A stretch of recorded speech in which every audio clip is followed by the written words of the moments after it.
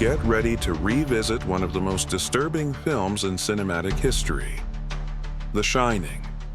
This psychological horror masterpiece takes us through a labyrinth of madness, mounting tension, and supernatural mystery.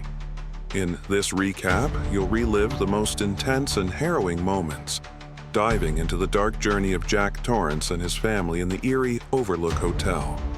A film that not only sends chills down your spine, but also leaves a lasting impression on anyone who watches it. Get ready to understand why The Shining is as unforgettable as it is unsettling. The film introduces Jack Torrance arriving at the hotel for a job interview with Mr. Ullman.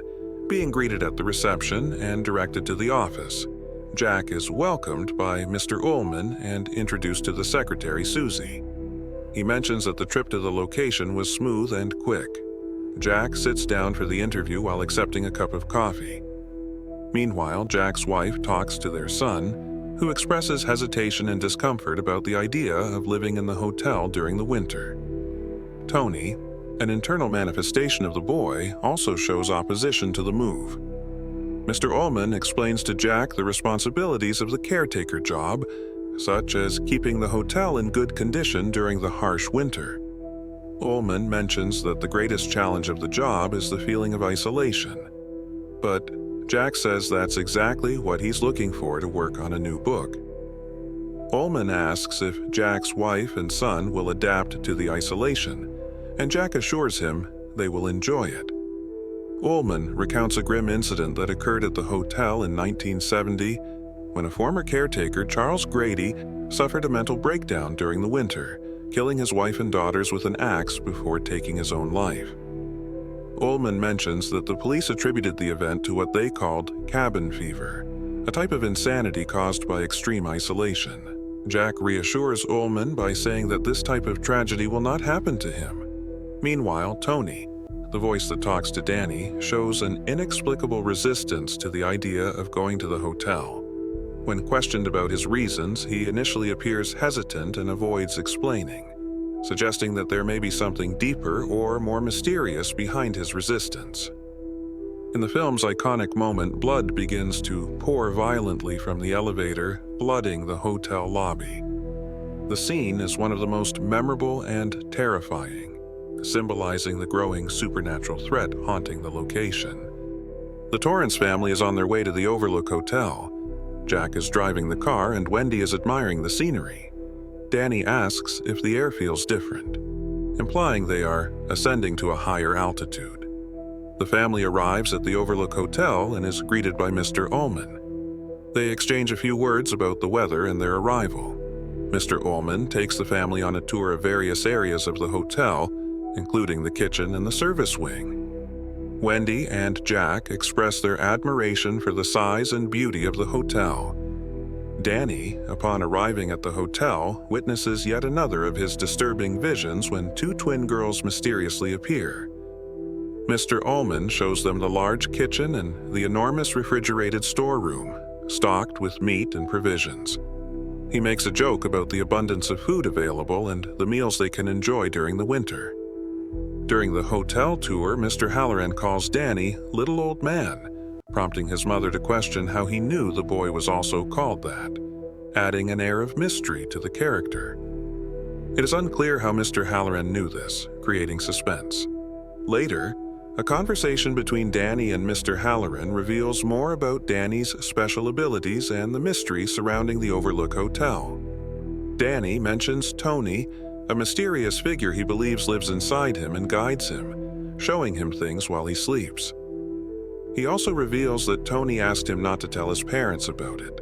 The conversation delves deeper into the shining things that Danny can perceive, such as traces left by past events, and how these things can be seen by people like him. Mr. Halloran informs Danny that he also possesses this ability and can see the world in the same way. When Danny asks about room 237, Halloran initially tries to dismiss any connection to it, saying there's nothing there. However, he warns Danny to stay away from the room, making it clear that there's nothing for him to do there. His reaction to the topic of room 237 reveals a hidden fear, and emphasizes the importance of avoiding that place. Later, the growing tension in Jack and Wendy's relationship, masked by a domestic interaction, is revealed in a dialogue where Wendy, cautious and optimistic, tries to encourage Jack to overcome his creative block. Jack, however, expresses frustration and rejects her suggestion to take a break, prioritizing his writing. This brief moment exposes Jack's psychological isolation and Wendy's effort to maintain an increasingly fragile sense of normalcy, foreshadowing the collapse of the family dynamic. The scene contrasts the earlier tension with a moment of lightness between Wendy and Danny, highlighting the affectionate bond between mother and son. Wendy and Danny share a simple moment of connection, emphasizing Wendy's optimism and Danny's innocence in the face of the imposing setting, creating a stark contrast to the shadows that gradually threaten the family's balance. Danny continues to have disturbing visions, this time as he passes near room 237, which he had previously mentioned. His curiosity drives him to try opening the door, but he is once again startled by the terrifying image of the twin sisters. Wendy attempts to maintain a friendly conversation with Jack, who responds disproportionately to her harmless interaction. His irritable outburst, filled with veiled contempt, turns a trivial conversation into a display of pent-up frustration. The growing hostility suggests that Jack is losing his ability to cope with external and internal pressures, foreshadowing the psychological breakdown that will dominate his trajectory at the Overlook Hotel. Jack seems to be slowly descending into madness. Wendy attempts to make contact via radio to cope with the isolation caused by the snowstorm, revealing the fragility of their connection to the outside world. Meanwhile, Danny has a terrifying encounter with the twins in the hallway, a peak of psychological horror. The ghostly interaction, marked by the girls' insistent invitation to play forever, underscores the escalating supernatural presence in the hotel. The scene concludes with Danny seeking comfort in Tony, who tries to console him by saying the images are not real, but the tension lingers, foreshadowing the imminent horror. Danny enters the room, and a dialogue between Jack and his son begins calmly, with Jack asking if his son is having fun and expressing affection. However, Jack shows signs of fatigue and restlessness, refusing to rest because he has too many things to do. The conversation becomes more intense when Danny, innocently, asks if Jack could ever hurt him or his mother. The tension rises, but Jack tries to reassure him that he would never harm his family, though his behavior suggests otherwise. Minutes later, Danny finds himself in front of the mysterious room again, which appears to have been opened by someone. Danny decides to enter. The psychological tension reaches new heights. Wendy finds Jack deeply shaken after a terrible nightmare in which he imagines himself killing his wife and son, describing the violence in disturbing detail. Jack, visibly terrified of his own mind, confesses that he thinks he is losing his sanity. Wendy tries to calm and comfort him as the chaos seems to intensify. While Wendy struggles to cope with Jack, the focus shifts to Danny, who appears to be in danger. Wendy discovers alarming marks on Danny's neck, and upon confronting Jack, it becomes evident that she believes he is responsible. Jack does not directly admit anything, but the atmosphere becomes explosive as Wendy expresses anger and fear, accusing Jack of hurting their son. The confrontation between Wendy and Jack highlights the breaking point in the family dynamic, with doubt and terror completely taking over the atmosphere of the hotel. Jack Torrance finds himself in the gold room of the Overlook Hotel, where he's attended to by Lloyd, a ghostly bartender who seems to appear to satisfy his desperate need for a drink. Jack begins a conversation with Lloyd. He alternates between declarations of love for his son Danny and bitter accusations against Wendy, his wife, for never letting him forget a violent incident that occurred 3 years earlier. Jack justifies his actions as an accident, though his tone conveys anger and denial. The scene shifts to Wendy running to Jack, distressed and fearful. She claims that Danny was attacked by an unknown woman inside the hotel. Wendy explains that Danny entered a room and encountered a threatening female figure in the bathtub, who tried to strangle him. Jack initially responds with skepticism, but Wendy insists on the seriousness of the situation. The tension escalates with the implication that there is a hostile presence in the hotel. In an abrupt transition, Mr. Halloran appears in his room watching the news when he seems to have a vision in his mind, leaving him deeply frightened by what he sees. Jack decides to go to the room to check if someone else is really in the hotel. He's startled to find a beautiful woman bathing in the tub. They embrace and kiss, but the illusion transforms into an elderly woman with decaying skin, leaving Jack terrified and fleeing the room immediately. Jack and Wendy confront each other about Danny's safety and the need to leave the hotel. While Wendy suggests taking their son away due to the disturbing events and the inexplicable marks on his body, Jack reacts with indignation and hostility. Danny, in his room, continues to have visions, growing increasingly frightened. He deflects the discussion to his own frustrations, blaming Wendy for his past failures and resisting the idea of abandoning the hotel, which he sees as his last chance for personal achievement. The dialogue heightens the psychological tension, exposing Jack's growing instability and his inability to prioritize his family over his obsession. Dick Halloran attempts to contact the Overlook Hotel via radio due to the downed phone lines, worried about the Torrance family's safety amidst the storm. His determination to intervene underscores his vision of something terrible about to happen. Meanwhile, Jack Torrance speaks with Lloyd, the bartender in the empty lounge, sinking deeper into the abyss of his madness. The enigmatic gesture of offering free drinks as on the house symbolizes the hotel's control over Jack, representing its ongoing psychological manipulation. In the bathroom, Jack encounters Delbert Grady, confronting him with a dark past. Grady, with unsettling calmness, informs Jack that he must take care of the hotel, even if it means correcting his family. This subtle yet charged interaction illustrates the hotel's sinister influence, pushing Jack to embrace a tragic fate while intensifying the atmosphere of paranoia and disorientation.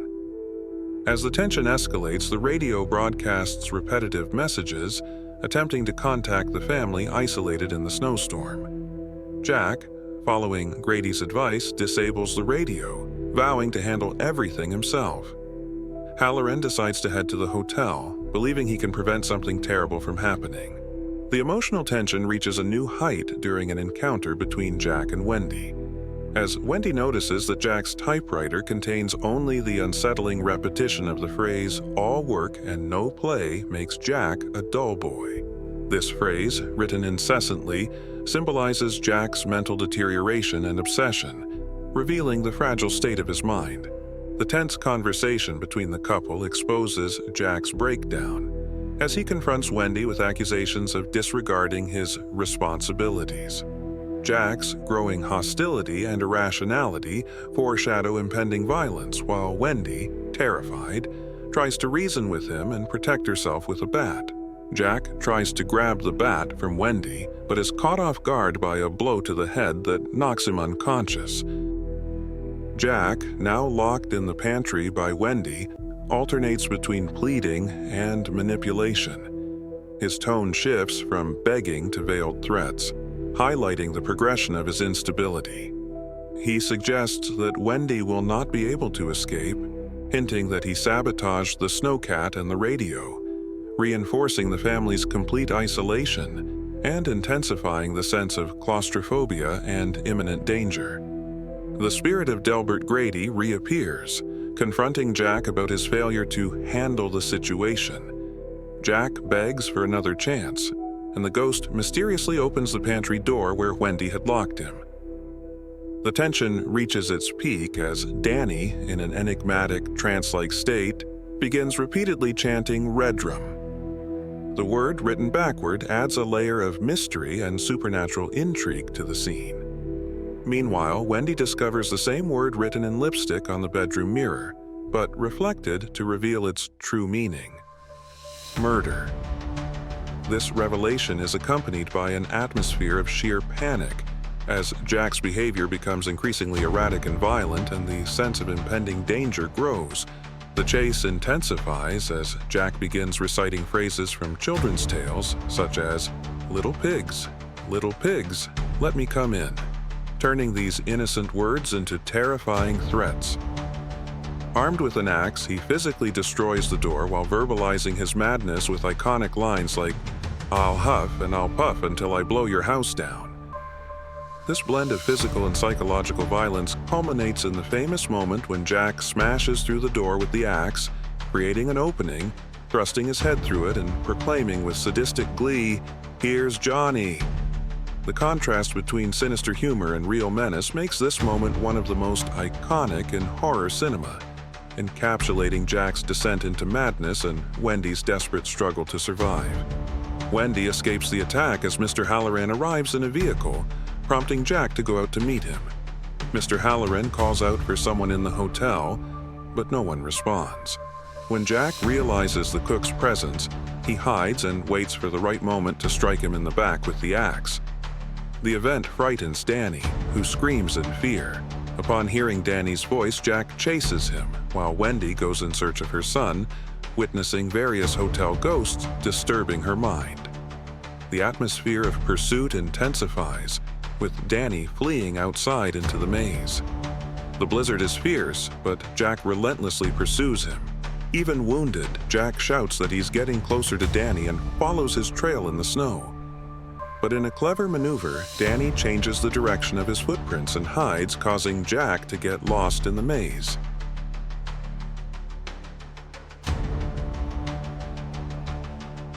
Finally, Wendy finds her son, and they both escape in the vehicle that Halloran had arrived in.